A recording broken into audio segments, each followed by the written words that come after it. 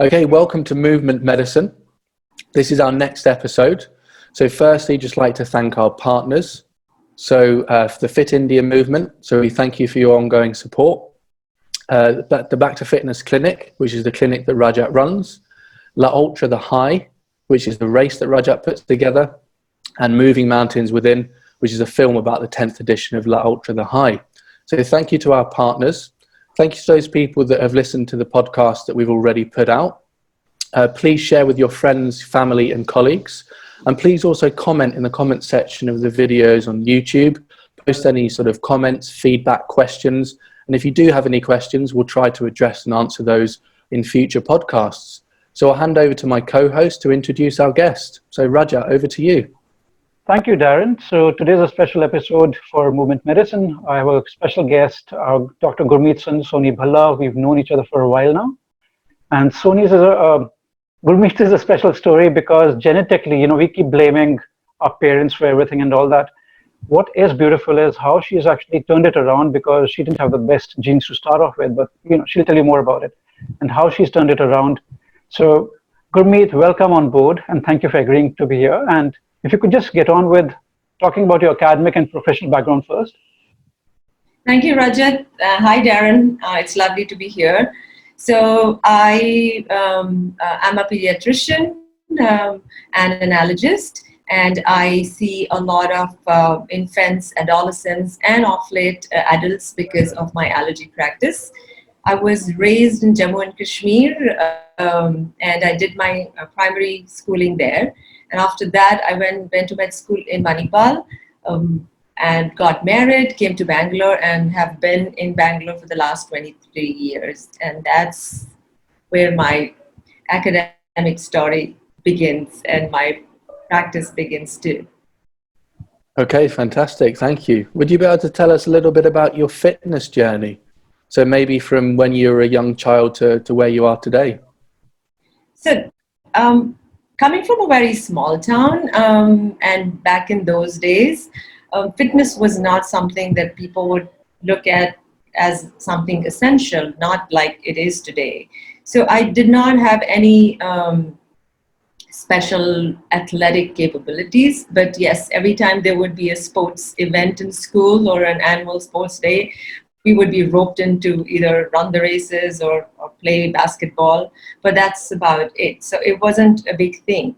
My fitness journey actually was more mindfulness, because one side of my parental family is actually maternal family doesn't have great genes. They all were afflicted by lifestyle diseases like diabetes, hypertension, stroke. They've all lost all my maternal uncles except for one in their early 50s. My mom passed away in 47 because of congestive cardiac failure. So I knew that there was something not quite right with my genes, and I had to probably figure things around. Since I couldn't change my genes, I tried to make environment work for me. So what I did was I made sure that I stayed fit with doing whatever. I was more of a fitness enthusiast, and I would go to the gym. I would probably do aerobics. I would do all kind of exercises just so that I do not carry extra weight, or just wanted to be fit around because I knew somewhere down the line this would happen. So that's how my fitness journey started. It was not to do with weight loss. It was not to do with anything else. It was just that I did not want, perhaps not to die the way one part of my family died. So I think it was just that. And what all have you done? So that was one part, right? But you picked up running, and where all have you done that bit, and other parts of your fitness? What all do you do?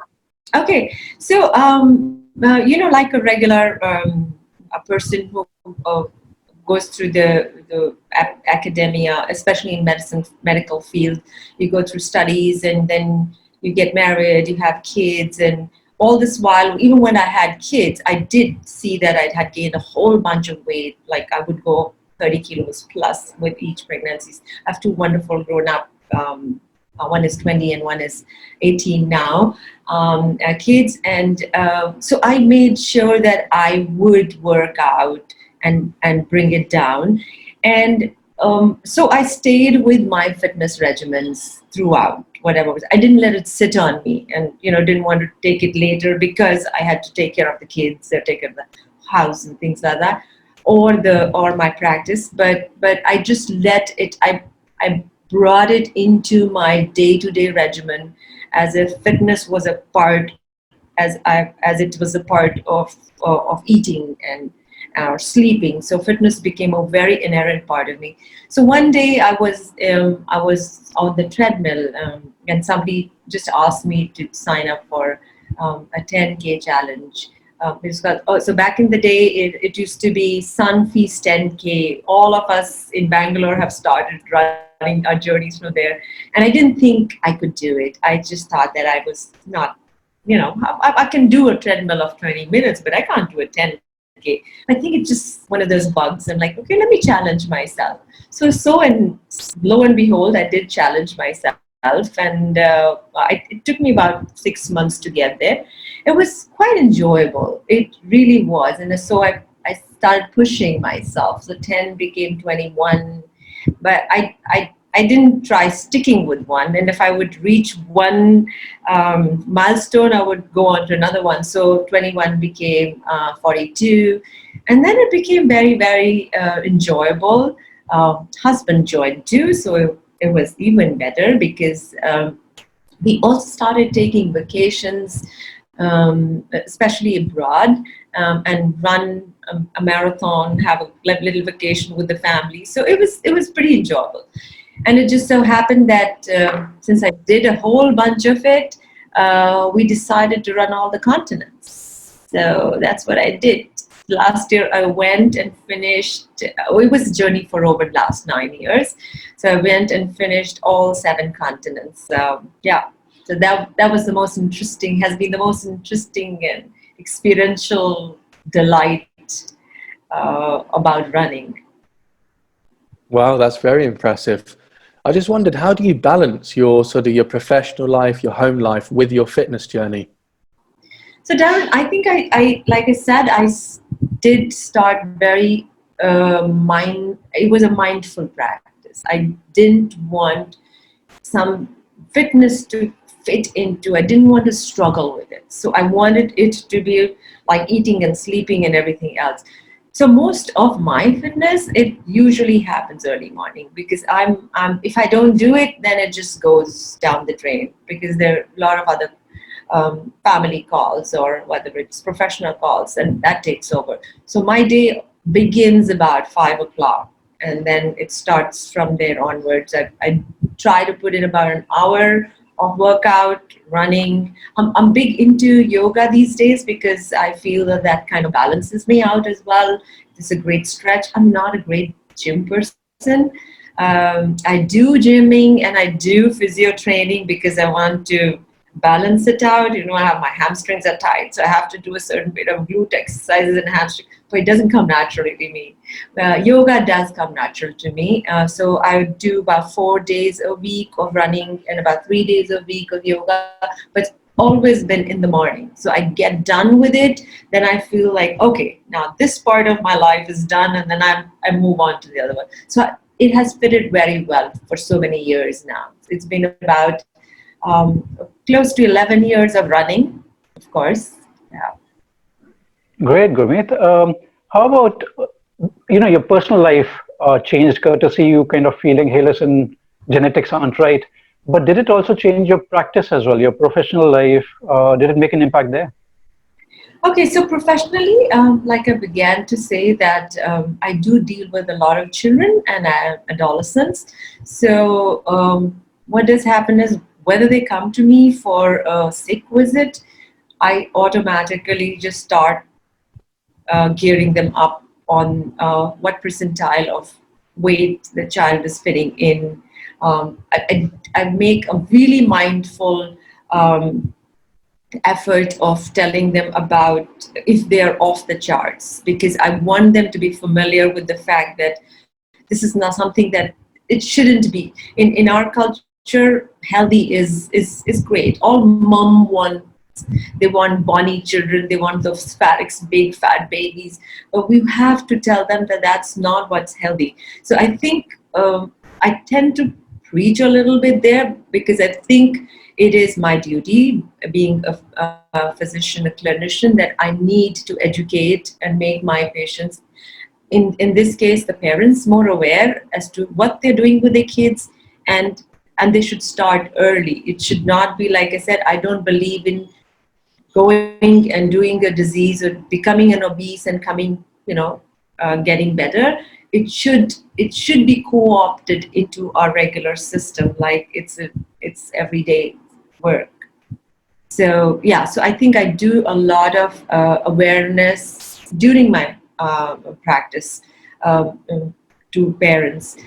I can't say it to them if they're overweight, but I do, tell them what could happen if we went on an upper part of the percentile. And then, of course, I figure out on the lower part of the percentile, help them get nutritious, make nutritious diets sometimes.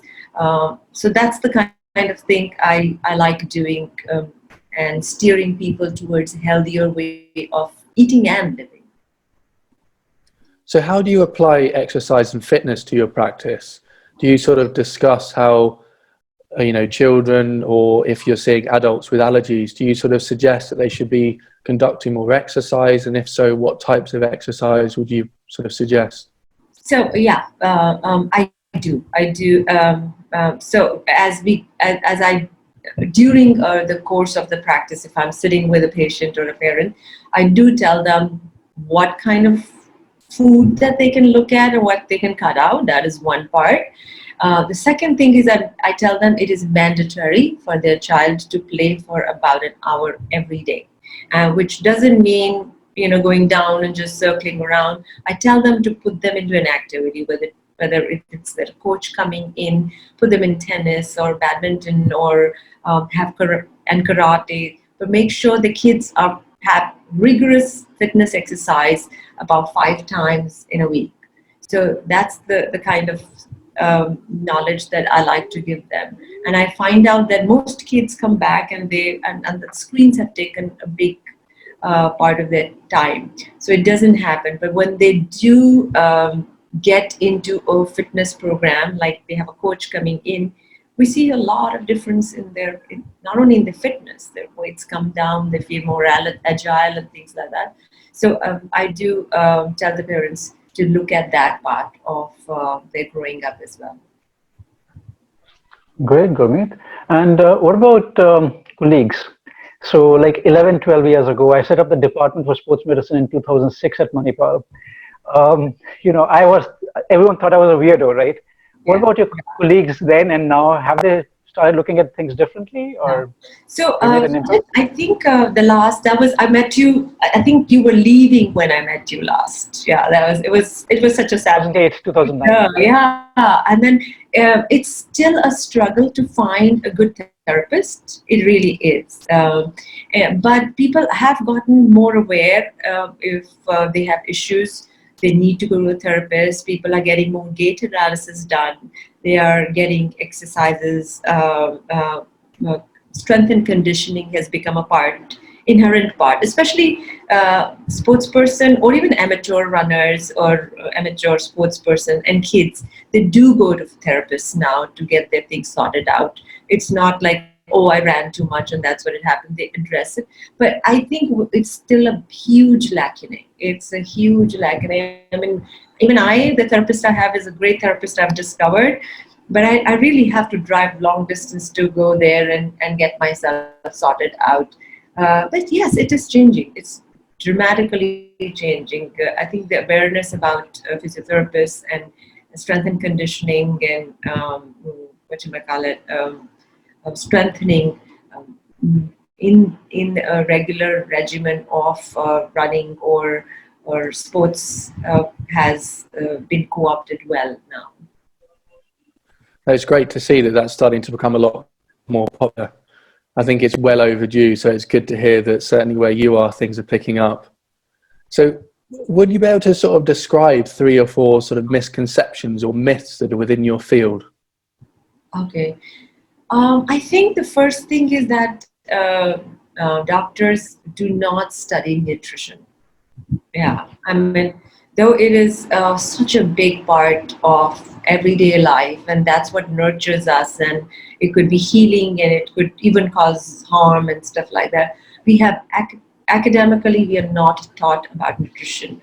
In my field, which is pediatrics, we taught about essentially malnutrition because I think they think everybody in India is malnourished. So we tell them how to, how malnourished kids have to be treated, but nobody tells. And the food pyramid is so badly flawed. It's time that the nutrition books change that food pyramid. It just, we all know that it's based on carbs, a whole bunch of them, and the things that we need to eat every day are really, we're somewhere not there. I mean, it's not given enough importance to that. So I think we need to learn a lot about nutrition. I wish doctors would learn a lot about nutrition. I also feel there is a lack of integrated medicine. I mean, we're always taught to treat a disease with a medication, always, always.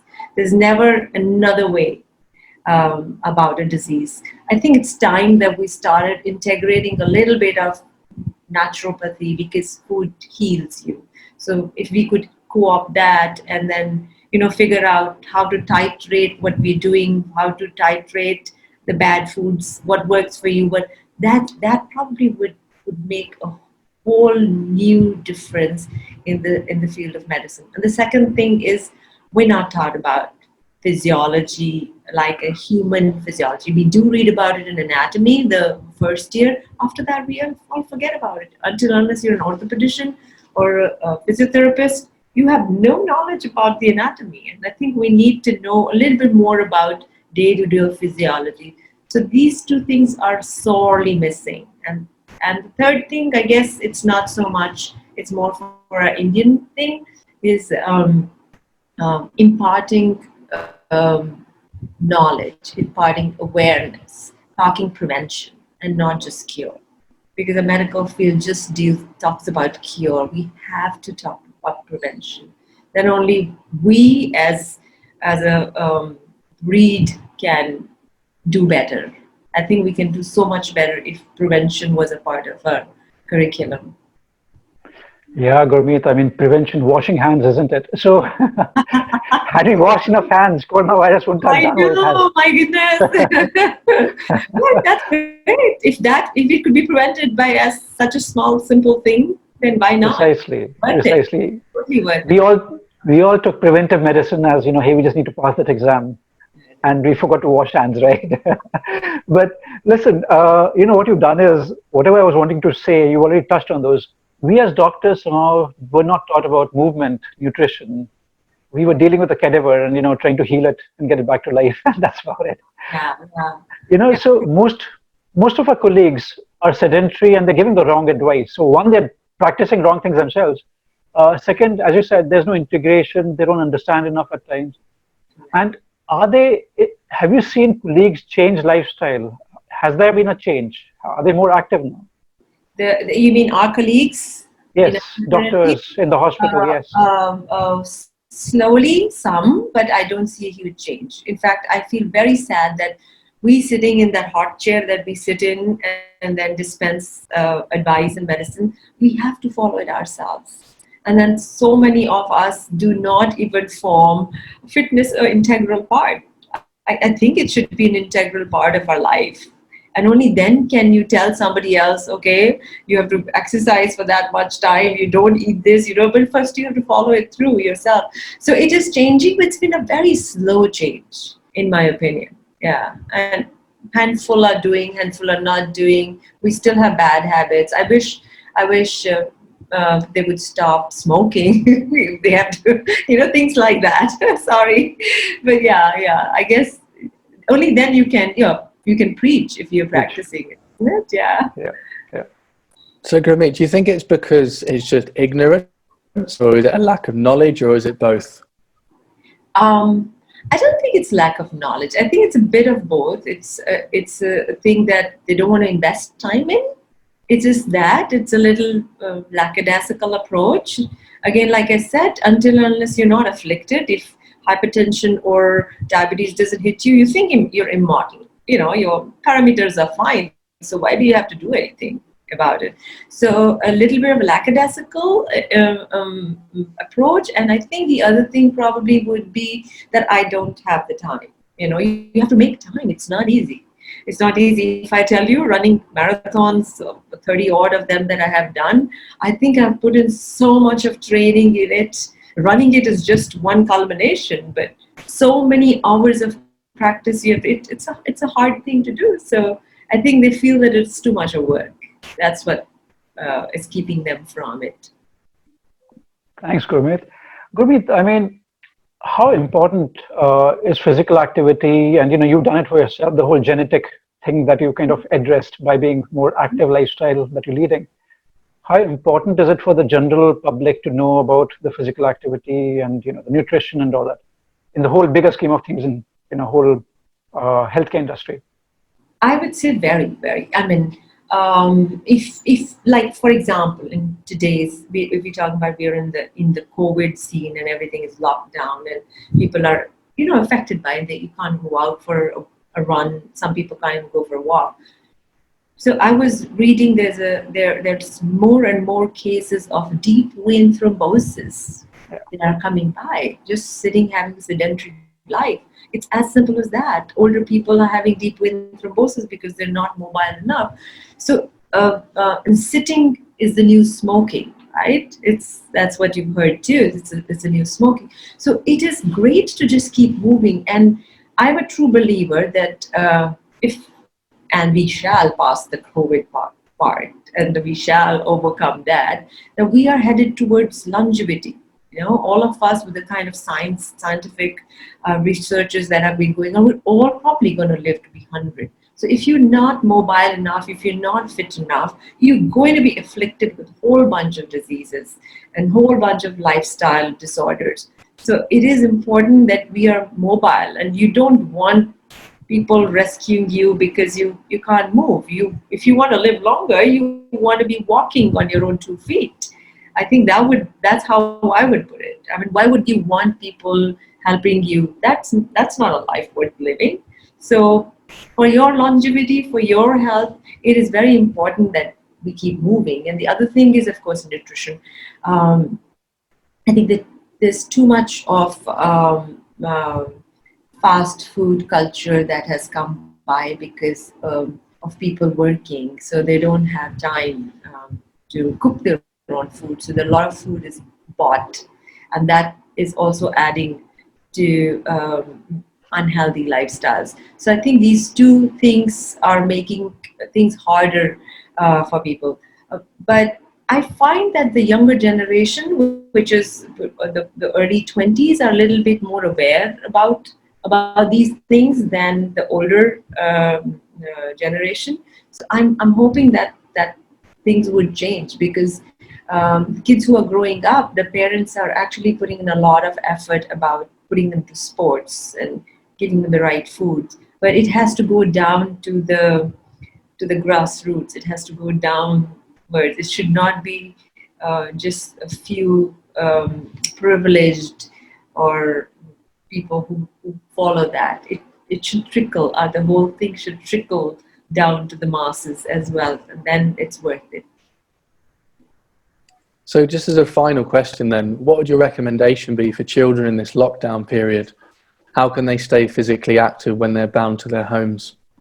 Oh, well, I think they could, if you're in an apartment, you could play games. You could do something like 4 corners. You could have a dance competition. You could, it's a 2-level, you could say, okay, let's see how many steps we do today.